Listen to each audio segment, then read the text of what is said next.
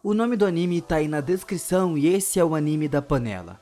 A história continua conforme as notícias se espalham rapidamente sobre o rei da besta ser o culpado por trás do roubo das roupas íntimas. Histórias seriam contadas sobre o ladrão psicopata de roupas íntimas e o final com o ladrão recebendo a punição que merecia depois de causar um desastre tão absurdo.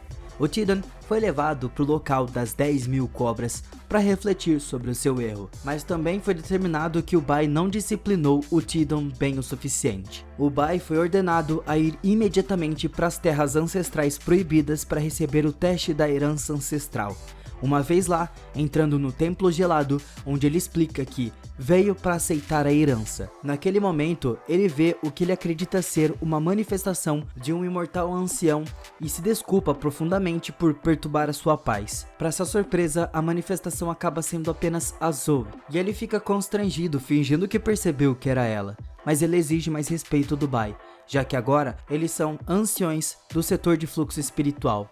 Ela ignora a provocação dele e explica que o guia ativou 20 heranças, então ela espera que o Bai faça o mesmo. O Bai estava confiante de que ele pode fazer mais enquanto avança no templo. O Bai fica surpreso ao chegar no local e algo de fato começa a acontecer. Eles podem ver de longe que uma herança foi ativada. Nos terrenos ancestrais proibidos, o Behauli zomba por ser capaz de ativar apenas um único pilar de luz. No entanto, todos, incluindo o guia, ficam surpresos quando o Bai desencadeia uma visão que ninguém tinha visto antes. O mestre acredita que o Bai foi capaz de provocar uma resposta tão intensa das heranças que ele determina que isso pode significar que as profundidades das habilidades latentes do Bai atingiu um nível inimaginável.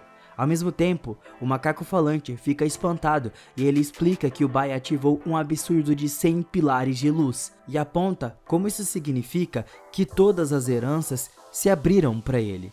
Infelizmente, o Bai só pode escolher apenas um e o macaco espera que ele esteja pronto para escolher o certo. Dentro do templo, o Bai se surpreende com a ativação, mas foi informado por uma voz que ele só pode escolher um para completar. Mas aponta como é difícil ser tão notado. O Bai determina que ele quer todos, no entanto, as heranças são retiradas sem conseguir obter sequer um. O Bai fica claramente chateado, mas a voz completa fazendo com que algo aconteça. O Bai nessa hora expressa sua decepção ao ver que é apenas alguma péssima pedra. Ele tenta recuperar quando ela começa a desaparecer. A pedra só retorna quando o Bai completa a voz. Então, ele determina que a pessoa no controle deve adorar escutar elogios. Ao liberar o maior elogio que ele já deu, ele fica furioso, porque tudo que ele recebeu por isso é uma herança sem palavras. Não há nada para ler, mas a voz explica que com a mentalidade certa, mesmo o nada pode se tornar algo. O Lee já se deparou com uma situação que não pôde ser resolvida por figuras.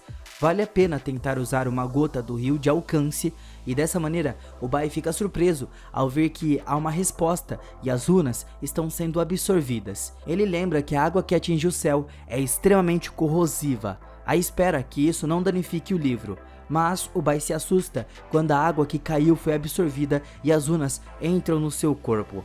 Todos que assistem ficam chocados ao ver que uma herança que nunca foi oferecida antes apareceu. O Yuan aponta que é a única herança oculta. A herança oculta nunca foi ativada e agora estava claro que o Bai estava destinado a isso. A voz explica que esse poder se espalhará por todo o seu corpo e o fortalecerá. Isso é chamado de céu alcançado. Depois de cultivar esse poder, o Bai é capaz de materializar uma técnica notável. Com os olhos da lei, ele é capaz de perceber todos os seres e entende tudo claramente. Só então aqui aparece uma voz que reclama sobre como o Bai arruinou a sua vida. O Bai remove a máscara da sua bolsa e descobriu que as vozes vinham da máscara que ele encontrou antes. Ele tem certeza que tinha alguém na máscara, mas fica frustrado quando ele não consegue fazer ele sair dali. O Bai leva a máscara até o rio que atinge o céu e fica surpreso com o quão diferente parece com seus olhos. O Bai vai jogar a máscara na água corrosiva e a pessoa da máscara finalmente sai. O Bai estava pronto para eliminar o cara, mas ele se apresenta como o Dan do setor de corrente sanguínea e implora que o Bai não tire a sua vida. O Bai pensa principalmente quando o Dan se oferece para fazer qualquer tarefa que ele pedir. O Bai ficou bem interessado e fala para ele ser o seu espião dentro do setor do espírito. O Bai também não se importa muito com isso, mas ganha interesse quando o homem revela que conhece um grande segredo sobre a eternidade. O Bai o encoraja a continuar falando, então Dan explica que tem uma relíquia do Eterno escondida dentro da sala secreta sobre o Bloodmaster no pico médio do setor de corrente sanguínea. Desde que o Bai abra a porta com um elixir especial, ele será capaz de obter o item e acessar o segredo da eternidade. O Bai não acredita que o Dan poderia saber disso. Quando ele afirma que nem mesmo os patriarcas sabem dessa informação, ele revela que na verdade não faz parte do setor de corrente sanguínea. Ele recebeu a máscara de uma pessoa misteriosa que instruiu ele a se disfarçar de Yi Zhang e contou sobre a relíquia da eternidade. Além disso, há apenas 50 chances de sucesso para refinir o elixir para abrir a porta e os ingredientes são extremamente difíceis de obter por preconceito. Então o Bai fica feliz em saber que um dos ingredientes mais raros é na verdade o sangue de um rei besta. O Bai se questiona como o Dan foi capaz de passar despercebido, e ele explica que a máscara é capaz de mudar a aparência de todo o seu corpo, enquanto também esconde o seu nível de poder. Ao deixar ela cair acidentalmente no rio corrosivo, o Dan assiste aquilo em desespero, porque a sua máscara foi destruída. A sua alma não vai durar sem abrigo. Então, ele pede pro Bai deixar ele ficar dentro da sua bolsa, e ele deixa. Os dois estão prontos para sair, mas param por um momento porque a máscara ressurge do rio, fazendo ele perceber o quanto é poderosa, e então o Tidon aparece para surpreender ele. Mas o Bai não consegue acreditar no quão grande ele ficou e percebe que o Tidon deve ter comido as 10.000 cobras lá do vale. Naquela noite, o Bai oferece a ele uma refeição deliciosa, e o Tidon não perde tempo e devora tudo. O Bai ficou sem Spirit Stones para pagar o resto da comida e tenta usar o crédito, mas o restaurante não aceita isso, nem mesmo dos anciões. O Bai corre enquanto diz que vai pegar algumas Spirit Stones, mas eles não acreditam no Bai e o expulsam com o Tidon. Algum tempo depois, o Bai voa usando as asas magnéticas espirituais dadas a ele pelos anciões, e elas conseguem dar velocidades extremamente altas ao Bai.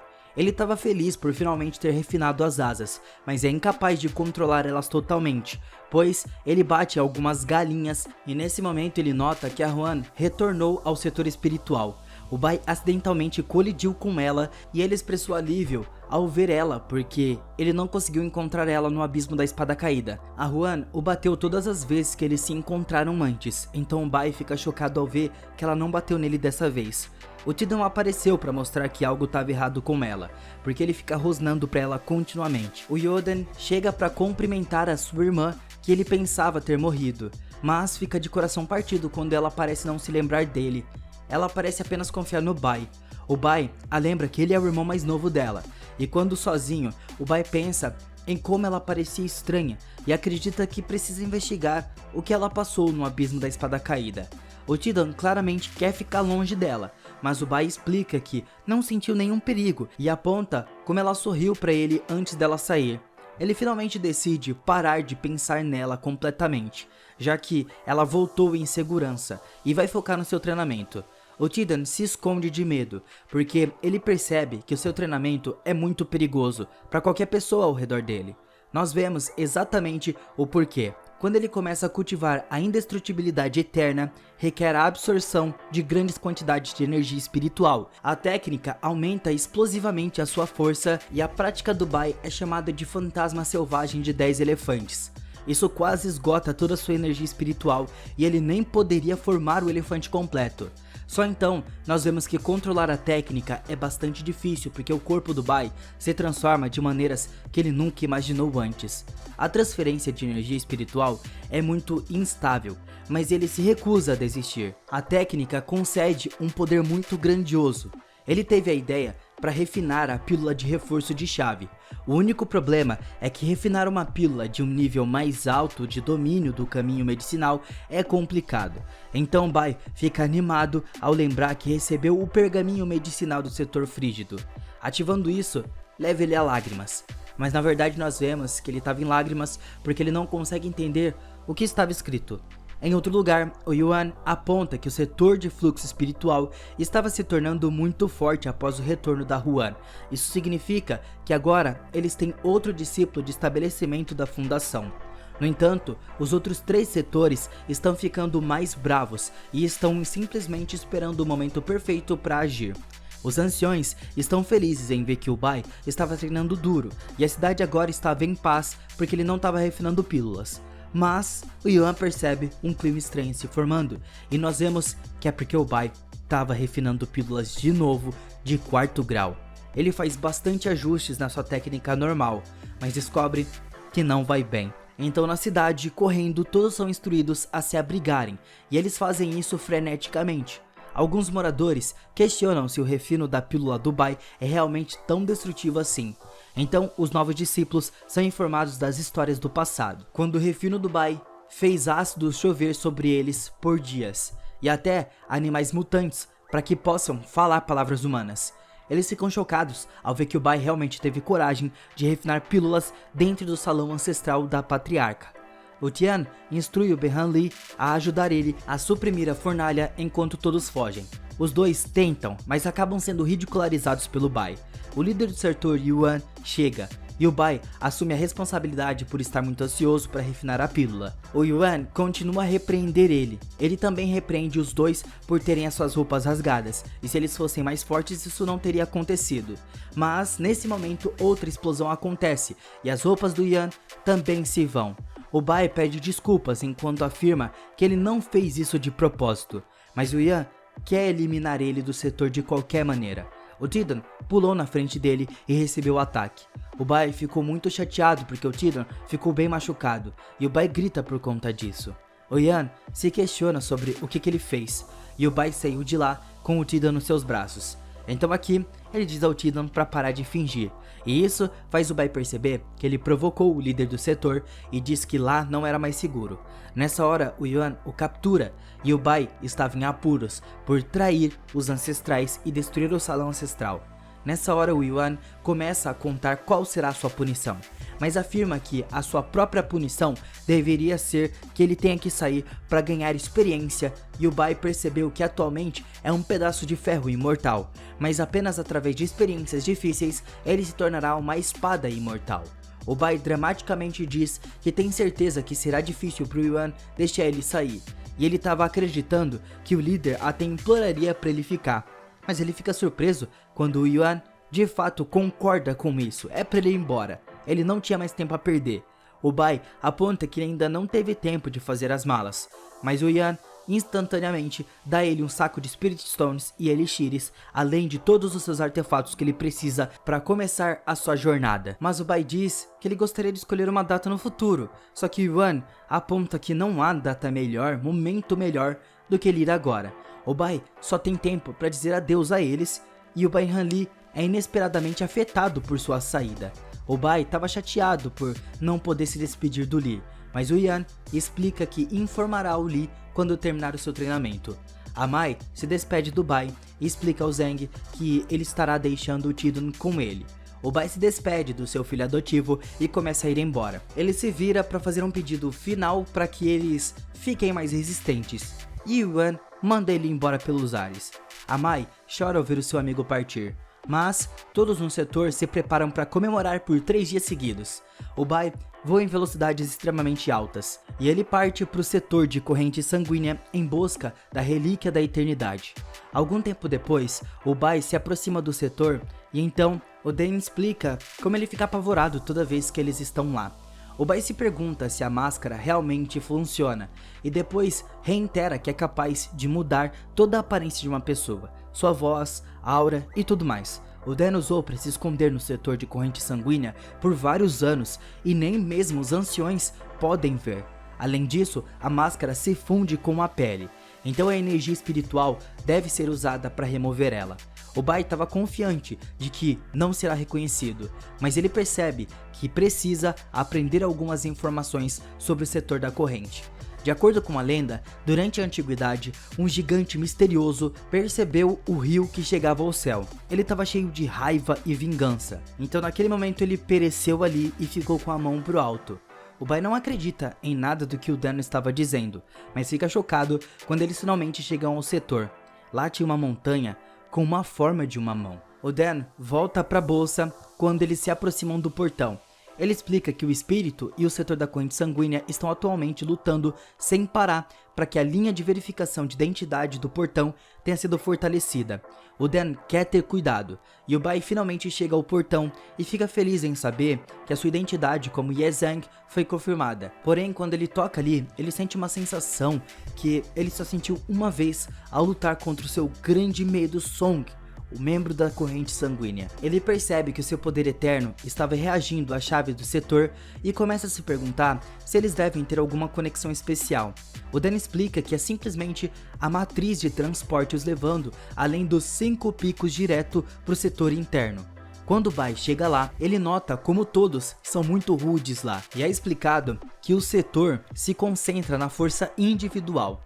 Os fracos são intimidados e os mais fortes temidos. Aqui foi explicado que a situação na fronteira estava ficando tensa, então todos precisam passar por um exame antes de voltar para casa. Além disso, quem não fizer vai ser considerado um traidor do setor e cúmplice do ancião do setor fluxo espiritual. Todos ali proclamam que esfolariam e comeriam Bai vivo se ele estivesse lá. Felizmente, disfarçado, o Bai consegue ficar tranquilo, mas ele se depara com um homem que acha que era o Bai, porque era muito parecido. Então, eles chamam um ancião, que na verdade é o Xian, e ele nota que ele de fato era muito parecido com o Bai, mas felizmente outro discípulo chega para apontar como essa pessoa é o Ye Zhang. Ele explica que o Ye Zhang estava com eles quando eles o atacaram, mas todos morreram, exceto por ele. Eles começam a pensar que ele fez algum tipo de acordo com o Bai, mas o Xian explica que o Bai é um monstro implacável que nunca deixaria nenhum sobrevivente. O Xian quer saber como ele conseguiu sobreviver àquilo. Então o Bai continua agindo como inocente e dramaticamente explica que na verdade ele estava preparado para morrer lutando, mas ele acabou sendo torturado pelo Bai. Depois de acordar entre os corpos, ele decidiu viver com o objetivo de vingar seus companheiros do setor para que eles possam descansar em paz. O Xian ainda não vai deixar o Ye Zhang entrar, mas muda de ideia quando ele suborna o Xian com tudo que ele roubou do abismo da espada caída. Ele é admirado como alguém disposto a fazer qualquer coisa para entrar no setor interno. Antes que ele possa entrar, uma garota nobre chamada Sumei chega e o pessoal fica maravilhado com ela porque ela alcançou o estabelecimento de fundação. Ela provavelmente será promovida a mestre, o que significa que ela governará o pico do seu fluxo. O Bai ainda fica meio intrigado ao ver a garota misteriosa dentro da carroça, só que ela pula direto no Bai por olhar diretamente para Sumei. O Bai tem que pensar rapidamente e decide dizer que estava hipnotizado pela sua beleza. Essa é a melhor desculpa que ele conseguiu fazer, e ele estava prestes a ser punido quando um cara conhecido como o rival da Sumei apareceu. É o Song. Já que ambos estavam lutando para ser mestre do sangue, o Bai estava tentando sair de mansinho, mas é interrompido pelo Xian. Ele quer saber de que lado que ele estava, mas o Bai diz que os dois são muito bons. Nessa hora, eles começam a se atacar. A guarda já tomou na cara, e os dois continuam a grande luta. Eles parecem iguais, mas a Sumei acaba sendo a vencedora e o Song estava muito bravo. O Bai se vira e descobre que todos que estavam ali simplesmente caíram. O Xian fica chocado ao ver que ele não foi ferido pela pressão dos rivais lutando, e pelo medo da sua identidade ser descoberta, ele começa a ver cenários hipotéticos dele tentando entrar no setor, mas não seria tão bem agir impulsivamente. Isso só vai levantar suspeitas e ele começa a agir como se realmente tivesse sido ferido. Ele decide fazer um negócio dramático e morde a língua para poder cuspir sangue. Todos veem a grande quantidade de sangue que ele cuspiu e acreditam que ele foi muito mais ferido do que os outros. O Xian só aponta como ele deve ter algum tipo de defesa oculta, porque foi assim que ele sobreviveu ao ataque do Bai. O Song fica curioso depois de escutar o seu nome. Ele sabe que uma pessoa normal como Ye Zhang não sobreviveria a um ataque do Bai, e determina que ele deve estar escondendo algo e começa a chegar perto dele.